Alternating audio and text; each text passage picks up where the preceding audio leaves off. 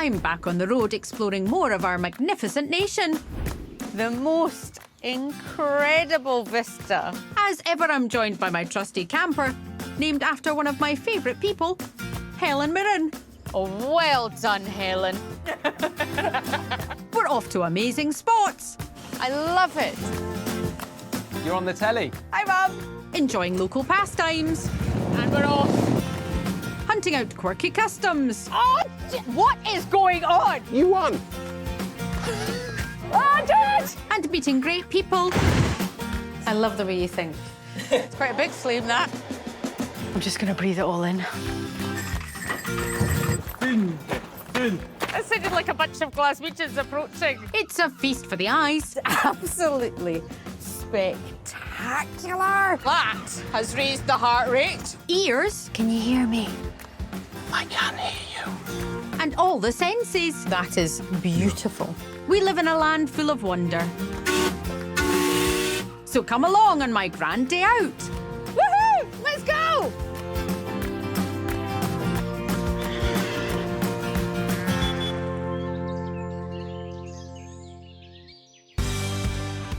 This time, I'm in the gorgeous South Downs.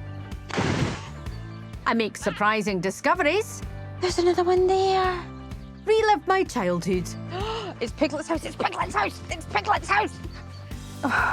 And steam in Going as quickly as I can, Harry. I'm going as quickly as I can. to find fun My cheeks are sore from smiling so much of this.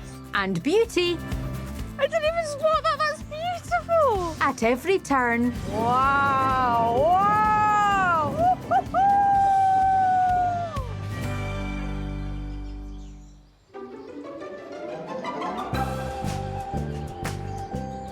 Right, Helen. New adventure, and we are in the South Downs. What's that, do you ask? Well, it's where we are. Obvious answer. Covering over 600 square miles of Sussex and Hampshire, the South Downs is England's newest national park. But as a world-famous bear comes from very near here, the area could equally be called Winnie the Pooh country. Rolling countryside, green hills. Basically, if you imagine a picture of the countryside, this is what it is. And beauty spots like Clayton Hill abound. Unfortunately, it's having a bit of a cloudburst just now. But thankfully, I travel with my own shelter. I'm going to plan my route in the safety of Helen. This is why she's so good. When there's a little bit of drizzle, she is my safe haven. So I am at Clayton here just now. Next, I'll head to Britain's largest working steam collection. Explore the magical world of Winnie the Pooh. Then discover the secret history of the Battle of Hastings before playing an ancient game with a world champion. First thing I want to do though, because listen, I'm hardy. That's what I am. If a lifetime of holidays in Britain have taught me anything, it's get your cagoule on, get your hat on, and enjoy the countryside. And windswept Clayton Hill is certainly worth exploring. It's summertime! Even more spectacular than that view is something I've seen over there. Onwards! I can't see.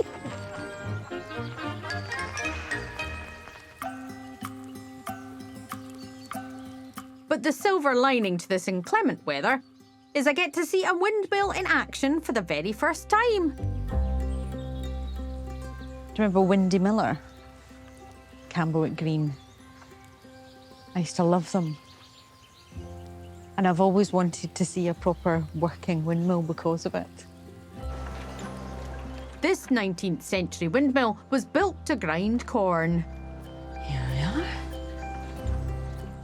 When it was restored in the 1980s, Oh, wow. it produced flour for the first time in 80 years. Magnificent to see. I mean, it's quite simple in a way. These wooden cogs turning round and round, but the power that it generated to mill flour. I mean, these days we're all about renewable energy, aren't we? About wind farms and the like. And I mean, this is the granddaddy of them all, isn't it?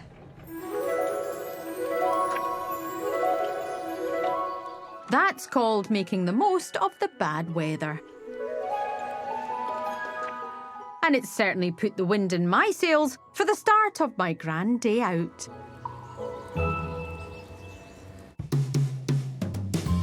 I'm now on my way west to a place I'm told will also blow me away. Hollycombe Working Steam Museum is home to the largest collection of working steam power in Britain. And as a lifelong fan of all things steam, I'm very excited to be here. When I was younger, we had a little steam car. And one day, one memorable day, my dad got it running. And I remember he put it in the path in the garden, and I watched this little steam car puffing away around the garden. And I was absolutely hooked from that point. And since that very, very moment, I have loved anything and everything to do with steam, including the sounds. Hollycombe is run by a small army of dedicated volunteers who rescue and restore the exhibits. And the lucky ones like Harry even get to drive them. Hello. Hello. This place, in general, is absolutely brilliant. Yes, I agree. Tell me a little bit about the collection that's here. So there's got quite a vast selection of different engines. This one here is Jasper's traction engine. This one here is quite a small one. So this would have been used around a town, really, for moving just bags of coal to people's houses or delivering whatever needs to be. Did you name it Jasper, or did it come with the name? It came with the name. It came with the name. I believe you, Harry, especially as I'm getting a chance to take Jasper for a spin. Come here, arm, young man. There you go. I just have to get on first. So, Oh, that's bouncier than I was expecting, Harry. And a bouncy seat is this suspension-free vehicle's only compromise to comfort. Oh, he's done that before, hasn't he? But Jasper is much more fun than any luxury limousine. nice and gentle. Nice and gentle. Turning the corner. Even if it doesn't handle like one. Don't crash into Helen. She'll fold like a pack of cards. Do you want me to turn this a wee bit? Oh, yeah. So, Oh, jeez. right, there you go. Turn the other way. No, the other way. Nice and fast. There you go. You got it. You're a master at it. What are you on about? I wasn't worried for a second. It's wonderful. Never has 4 miles an hour felt so exhilarating. This is the only way I'm travelling now. Yeah? It's going to take me a while to get there, but goodness, it's worth it. Although when taking corners, it doesn't feel quite as slow. Oh, quickly, quickly, quickly. I'm going as quickly as I can, Harry. I'm going as quickly as I can. Step in if you need to, Harry. Step in. No, you got it. You got it.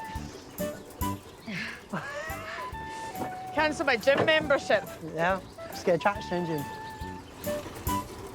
Some of the engines in the collection have more surprising uses. Jules looks after one that's been converted to power a very different sort of ride. This is a magnificent thing. So this is a portable steam engine. Portable steam engine. Which it does not move on its own. It was running for 90 years in the sawmill. It's only stopped working in about 2000. Really? Yeah, and it does a very special job for us. It takes the steam through the pipe at the top, and that goes under the ground and down to our galloping horses that you can see over there, so that they can use it to power the ride. What is it for you, though, that means you keep coming here? It's a community. It's a whole, family. We all love the equipment. We all like to show it off and, keep it going for future generations. The steam-powered carousel may have been built in 1912. But I reckon rides like this will never go out of fashion.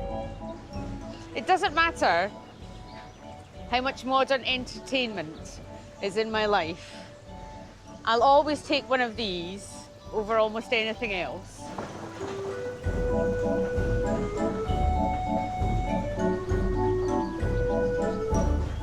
know, my cheeks are sore from smiling so much of this. That's the sign of an incredibly good day out. Absolutely magnificent. And to finish my time here, one of Hollycomb's star attractions. This looks like the right carriage for me. This 19th century narrow gauge locomotive once worked in a Welsh slate quarry. It now takes lucky steam fans like me on the most atmospheric of journeys.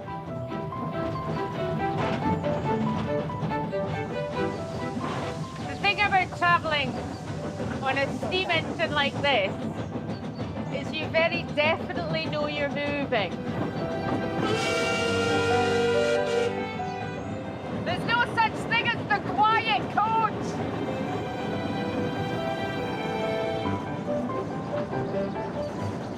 It's so lovely because I'm not driving. So I really get to enjoy how beautiful the countryside is.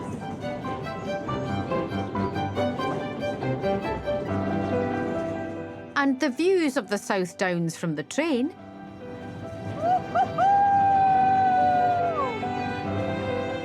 are said to be amongst the finest in the entire national park.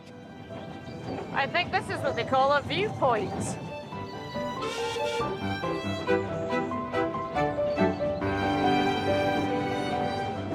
Steam engines, lovely countryside. Thank you very much. I have won the jackpot.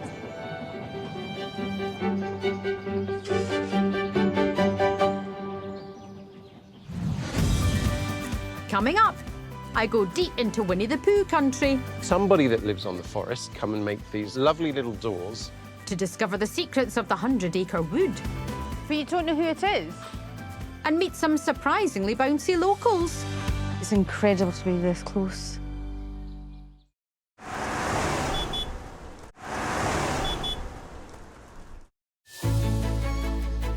I'm enjoying a grand day out in Winnie the Pooh country and the wonderful South Downs. I love these kind of little villages that you pass through. It's got that incredible feeling of, oh, I'd love to live in a village like that. They might not want me to live there, but oh, I'd love to live in a village like that. And villages don't come much lovelier than Hartfield, where Winnie the Pooh was dreamt up.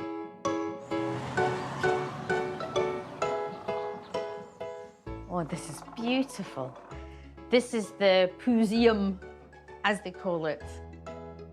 You can't help but feel, as soon as you come in here, warm and cosy and happy because you're stepping into that wonderful and magical world of Pooh Bear and his friends. Honestly, I'm going to cry about 20 times, I can already tell. Inspired by his young son Christopher Robin, A.A. Milne created the classic stories in the 1920s. Right here, there are 4 books. When we were very young, Winnie the Pooh, Now We Are 6, and The House at Pooh Corner. And you might be like me, that immediately takes me back to my childhood. They're so beautiful, and these are first editions. The tales were also inspired by this idyllic village and nearby Ashdown Forest, which A.A. Milne called the 100-acre wood. This incredibly cute collection is owned by Winnie the Pooh Uber fan, Neil.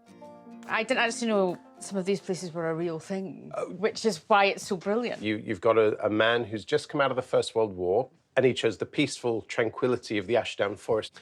And from there, he saw his child playing with his teddy bears and his toys and realised that he could actually merge the two and make a beautiful story out of it. But the original Winnie wasn't a cuddly toy or even male. She was actually a Canadian bear who lived in London Zoo.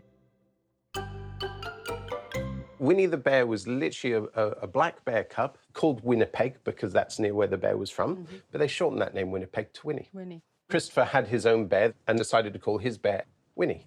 But it's not just about Pooh, it's about Piglet, and it's about Tigger, and it's about all of those other characters. They were designed around teddy bears that Christopher was playing with.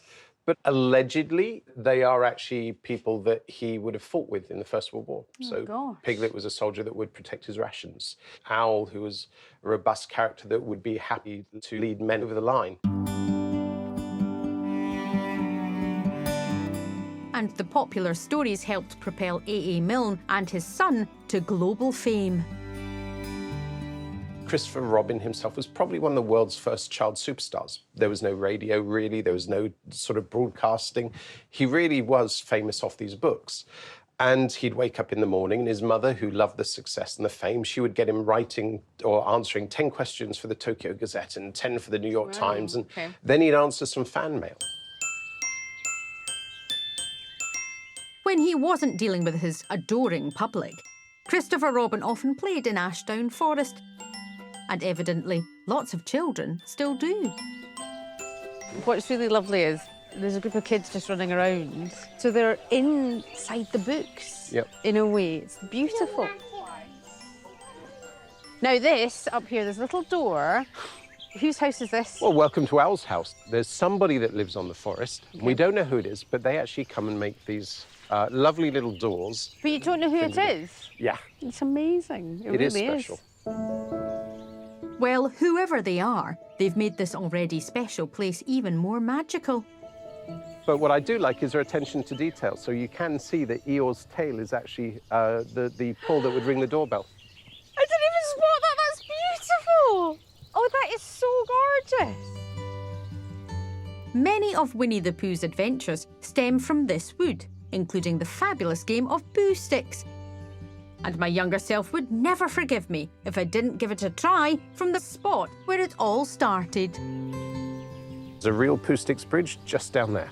Brilliant. So you're going to go off there and find some Pooh Sticks. I'm going to go that way and find some Pooh Sticks, yes? And we'll meet on the bridge. Look forward to it. Brilliant. See you Thank you, shortly. Neil. There's loads more than sticks waiting to be discovered in the 100-acre wood. It's Piglet's house. It's Piglet's house. It's Piglet's house. And it's exactly how I imagined it as a child. I'm really finding this so incredibly touching. I know it looks like I'm crying, but I'm so happy. That is probably the most adorable thing I've ever seen. I need to find some Pooh Sticks. Come on. Oh, I'll tell you what, the hay fever's bad around here, eh? Oh. I'd better dry my eyes because I've come to win. Perfect. This is the winning Pooh Stick, without question. Now, all I need to do now is find Pooh Bridge and get playing. The famous spot immortalised in the book's original illustrations still has a bridge today, and the game is as competitive as ever. I'm just watching Neil very carefully as someone who lives around here. I suspect he knows the good places to I'm in drop my the special stick. spot. Well, see? Never play a local. Okay. Do you want the special spot? Why is it a special spot? Go on. Now, this could be a double bluff. This could be a double bluff, couldn't it? Okay. Right, so 1, 2, 3, drop. Where are they? Oh, it's yours. You won. I told you it was a special spot. Do you know what I am, Neil? I'm Tigger, Neil. Tiggers are wonderful things. I'm like, mate, That hurt. I think I need some honey now. Yeah, let's go. I'm trying not to get my head stuck in the pot. And I know exactly where to find it.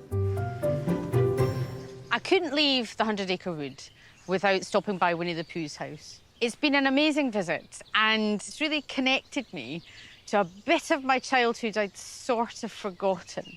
I was a bit of a gloomy child, and having a character like Eeyore to read about really helped me, because Eeyore was quite down a lot of the time, but he still had a group of friends who tried to cheer him up, who stayed by his side, and that really, it made me so happy. Thank you very much indeed, Winnie the Pooh, and say hello to Eeyore for me, because Eeyore is still the best. Pooh Sticks wasn't the only game I played as a child. I spy with my little eye something beginning with R. Well, you have to join in, Helen, otherwise you'll never get the answer, won't you? Is it? Come on, Helen. Helen. Have a think. Is it road? Yes, your turn. I spy with Manus Mouse and begin with this. Sky, brilliant. I mean, it's a short game because we're both really good at it. Even so, I shouldn't push Helen too far too soon. Garden centres can be a great stopping off point to cool a radiator and have a cup of tea. But there's an even better reason to pull into the one in the village of Hassocks. One of my favourite things to do on a Sunday is go to my local garden centre and just have a peruse of the flowers. This one is a little bit different, though, because it has a museum of gardening, including this incredible collection of lawnmowers. Who knew there were so many of them? And this place is a shrine to all kinds of weird and wonderful gardening implements. Look at this. A cucumber straightener. The perfect gift for a gardener who has everything. But the main event here is the lawnmowers. It really is a treasure trove of lawnmowers. But this is the jewel in the crown. This beast is Winston Churchill's lawnmower. And it's exactly what you'd expect his lawnmower to look like. And I remember this groovy machine which revolutionised grass cutting in the 1970s. The Flymo. It was like a hovercraft. That is probably the most technologically advanced thing my parents had ever bought. Back in the day, that was like from the future. This unusual collection was started by lawnmower history expert Clive. Clive, how are you doing? Hello. Clive, this is an incredible collection. Is it your collection? It always starts with one, doesn't it? Yes, it does. Well, I've always been interested in sort of horticulture, agriculture. When I resigned from 35 years in banking, I set up my own gardening business, and I was working on a solicitor's garden, and he said he'd got 5 old mowers in his garage he was going to dump, and it started from there. But Clive's collection wouldn't exist if not for a bright spark 19th century inventor. Edwin Beard Buddin, a hero of mine. OK. They were making equipment for the woolen industry, and in particular, a cross-cutting table that took the nap off of wool. And we like to think he had that light bulb moment. He glanced out the window and saw the scythe men cutting the grass. Hang on a second. Yes, this could cut grass. The rest, as they say, is history. And the collection of eccentric gardening treasures continues to grow.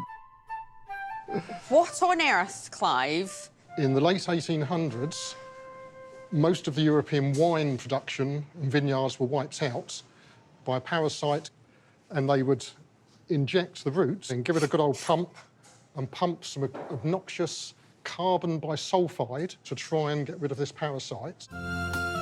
The experiment failed, but judging by the size of the syringe, it wasn't for want of trying. Can I hold it for a second? Indeed. So what... Probably this is my favourite item this month or Yes. at the present time. Just imagine me coming towards you in a surgery. Don't worry, it's not going to hurt. Just bend over. But who needs medicine when Clive's incredible collection is a tonic in itself? What a delightfully different pit stop.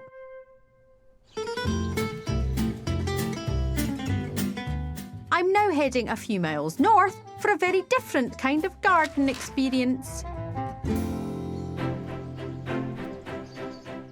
Leonardsley is considered to be one of the finest woodland gardens anywhere in the country. In the 19th century, this extraordinary estate was owned by an aristocratic family who introduced rare and unusual plants and animals from around the world. Hello, little ducks. Since 2017, Adam's family have had the privilege of looking after these delightfully tranquil gardens. Adam, this is the most glorious place for a chat, isn't it? Yeah, no, it's beautiful. It's it is an amazing spot. So was the intention then to pretty much try and restore it to its former glory? Yeah, absolutely. Put our own stamp on things as well. And planted vineyards now, so we're in Sussex, the sort of home of English sparkling, and we've just... Sorry, there's an upset duck. It's obviously a teetotal duck who does not enjoy the thought of English sparkling wine. And down the years, far more exotic animals than ducks have lived at Leonards Lee. This was the home of the Loader family. They brought various animals from across the world, everything from giraffes, lions, all sorts. Thankfully, those days are well over. But one surprising species has remained. So the wallabies, I have heard tale of the wallabies. So well over 100 years ago, they brought them back, and the idea is that they're sort of nature's lawnmowers, and they definitely do a good job.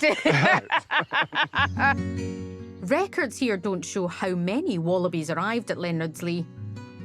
The climate clearly suits them, as estimates suggest more than 60 now roam the estate. Gosh, they're everywhere, aren't they? Yeah. The youngest ones live securely in the maternity enclosure. It's a real privilege to be able to do this with Adam. There are wallabies, one over there, just watching me. But it seems they only have eyes for Adam's food bin. So just over there, there's a wallaby whose joy is just sitting out of the pouch. It's incredible to be this close. And when they're not eating, wallabies obviously find other ways to pass the time. It's one of their favourite things is to have lots of babies, Oh my goodness. but they're staring because they know it's lunch. Right, okay, I'm sorry. I'm so sorry. I'm so sorry, right.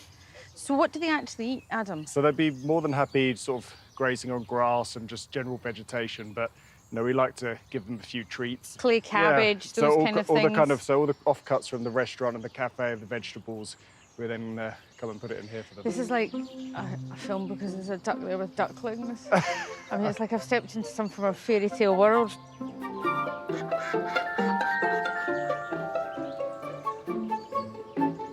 And there's a lot more magic elsewhere on the estate. Tiny wallabies also feature in the Doll's House collection. A stunning microcosm of an Edwardian estate and village. I have a huge fascination for miniatures and models, and it actually comes from a present I was given for Christmas. It was a little sweet stall, and I would play with it for hours and hours and hours.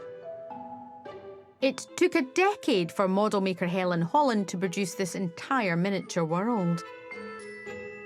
You've got the bakers with the tea room upstairs with the ladies having their afternoon tea.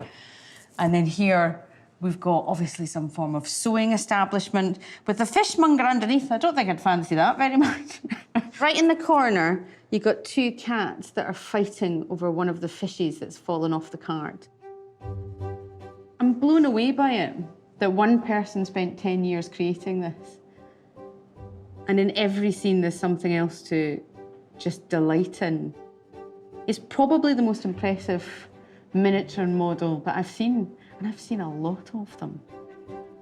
Another reminder that small is beautiful, even when it comes to a grand day out. Coming up, tales from the riverbank. Feels quite secluded and peaceful. It's a welcome little slice of tranquility. And the scorching secrets of the Battle of Hastings. You were face to face with your adversary. You could smell what they had for breakfast. My goodness.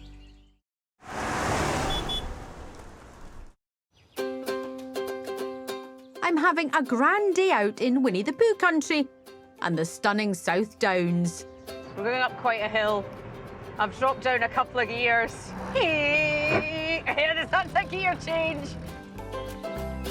The undulating hills that form this stunning landscape are made up of a thick band of chalk, a familiar feature in many parts of southern England. And in the sedate village of Amberley, chalk quarrying was once a thriving industry. To get there means crossing the 19th century Houghton Bridge. And it seems there used to be a charge for that privilege. Do you know what I really like? Little signs that are hidden away. There's a very busy road here and a bridge across the river. And this sign here is talking about the fact this used to be a toll house. So a coach drawn by 6 horses or other beasts would be 2 shillings at that point. Other beasts, probably oxen of some kind. And on every Sunday, double tolls. you'd go, oh no, it's double toll Sunday. We can't afford to go across the bridge. But there's no need to worry about tolls today, because I'm going on a sightseeing trip down the gorgeous River Arun. Chris, could you take me out for a wee trip? We certainly Is can. that okay? Yeah. Thank you. I'm going with Chris to see the famed chalk pits that once made this area's fortune. It's a very beautiful stretch of water with the thick reeds here on the side. Feels quite secluded and peaceful. After being at that busy road, it's a welcome little slice of tranquility. The Arun may run gently for now, but apparently it has the second fastest tidal flow of any river in Britain. The river goes up and down by metres. Wow. It's not a small amount. So it's a really, really changeable environment. So it's not suitable for your large mega yachts? No, not quite. Abramovich doesn't come and see us very often. But big boats did once come this way. Until the 1960s, vast quantities of chalk were quarried around here for the cement industry, and much of it was transported downriver to the coast. These are the famous chalk cliffs. A large portion of the area is all chalk cliffs. We've got chalk pits. So it was early part of the settlement was based around the chalk pits. It's just quite stark, that white colour against the really lush green stands out. landscape, isn't it? Yeah, it's really pretty. We're very blessed in this area. It's very beautiful. It's very peaceful. Yeah. And that's part of the magic, I think. Yeah.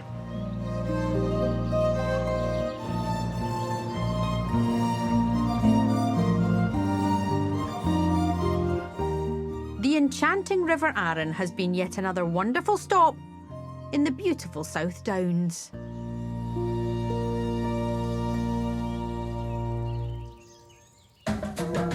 I'm now making my way along the coast to the site of the famous Battle of Hastings. We're going to the left now, Helen. Essentially, when I drive this van, I'm my own sat-nav. Left, left. I learned about 1066 and all that at school.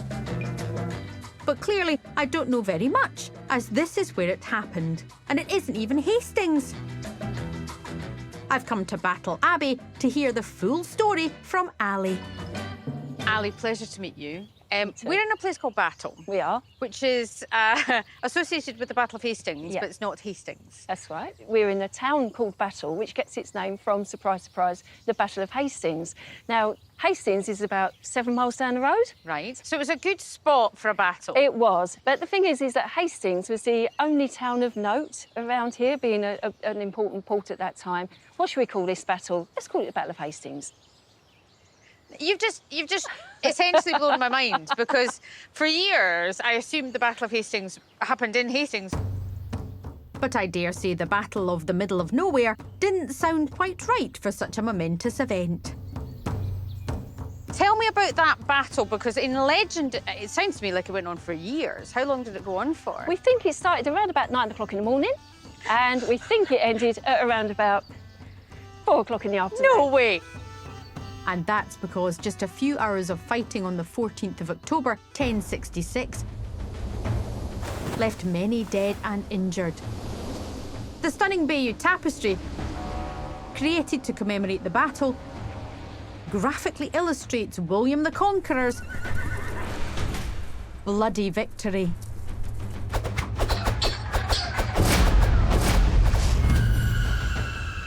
There were arrows going overhead, there were throwing axes as well. But if you were face to face with your adversary, you could smell what they had for breakfast. My goodness.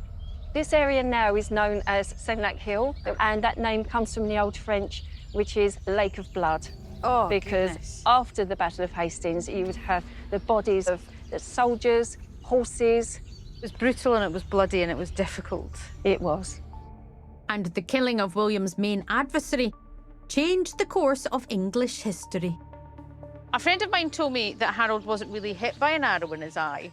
We don't know. Do we know or not if that's Harold? We don't know for sure. On the Bayeux Tapestry, it shows a person. The name Harold is above that person. Yes. And it looks like it looks like there's a bit of unpicking there. So it could actually be someone holding a spear. Well, I never. There's also talk that the fighting was actually started by William the Conqueror's jester or fool. And in those days, it seems funnymen didn't just tell jokes. They juggled, performed magic, and even wielded swords. Tom is a modern-day fool who knows the story well. I'm interrupting you. Oh, hello. Hello, how are you? That was wonderful. Oh, well thank you done. very much. I shall clap. Tom, it's lovely to meet you. It's something I didn't know necessarily about the fool, about the jester, is they had a huge role, didn't they, occasionally, when it came to the battles? No one wants to start the fight Yes. until somebody oversteps the mark. Okay. And the fool must have thought, this is boring. This is so boring. I'm going to do something. And off he went. And he started the taunting, which started the action. Right. It is said that he was juggling swords. He was singing the Song of Roland, a story about a great Frankish knight who easily could beat the English. And that's what set them off? That is when he breathed his last. So they killed? They killed him for taunting them too much. Which is a real shame, because apparently insults and jokes are only a small part of a fool's repertoire, as Tom can ably demonstrate.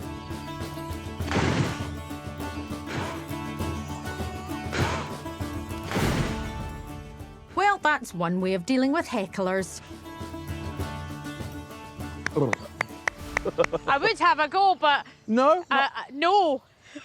Probably best. Probably best. for the best, yeah. Coming up, I knuckle down. Oh! For a game of championship marbles. I hit something! I hit something!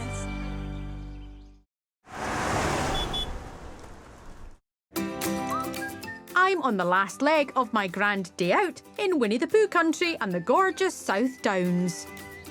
It looks beautiful. Lovely sunny day, but with a gentle breeze. In fact, I would say it was pretty much perfect. You're never far from stunning scenery and childhood joy in this part of the world. I'm now poodling along to a spot that claims to be the birthplace of competitive marbles. Legend suggests the country's first marbles duel was held in the village of Tinsley Green in the 16th century. And it's still very popular. Since 1932, the World Championships have drawn top players from around the planet to the unlikeliest of venues, a pub car park. And I'm here to learn all about the game with the help of female world champion, Alison. I come from a long line of marble players, and my great-grandfather was known as the Atomic Thumb.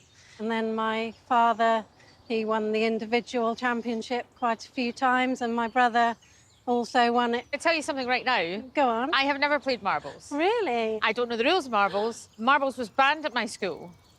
Really? Yeah. Too dangerous? Yeah. I have quite a lot of questions for you. The first one is, why on earth do people play marbles in the middle of a car park at a pub? It started being played here in 1588, believe it or not. Right. There was a couple of lads vying for the attention of a local milkmaid, and they decided they would have a competition of marbles to see who could win her hand in marriage. Those were the days. Yeah.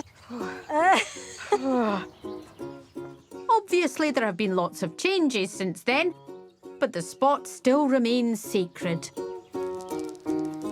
Is it like darts, where you do whatever you do from a certain distance? No, you have to knuckle down, hence the expression.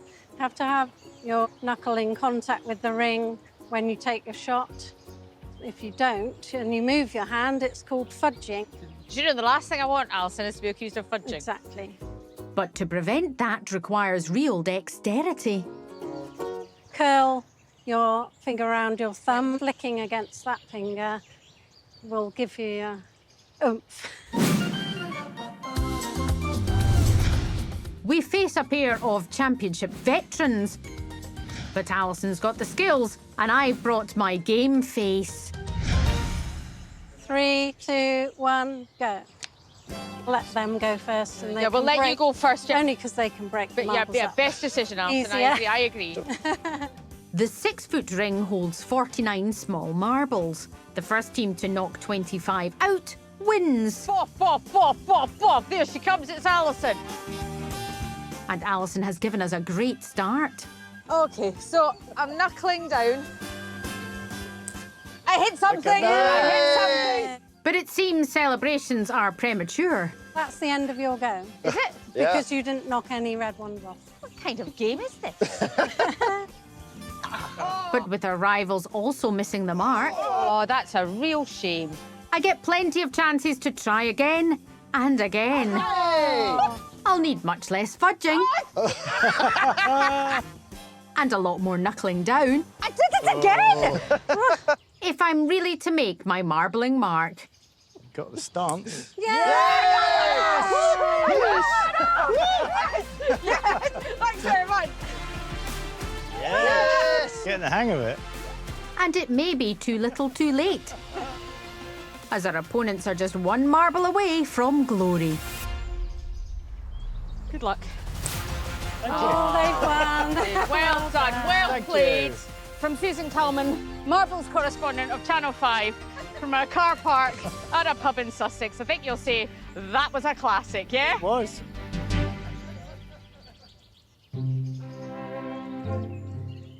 What a brilliant way to end my grand day out. I am very, very far away from home. But oddly enough, I feel really close to the people that I love because this has been a bit of a nostalgia trip for me with Winnie the Pooh and steam engines and beautiful little models. We have had the best time, me and Helen. And in this beautiful place, with the sun shining, there is nowhere I would rather be.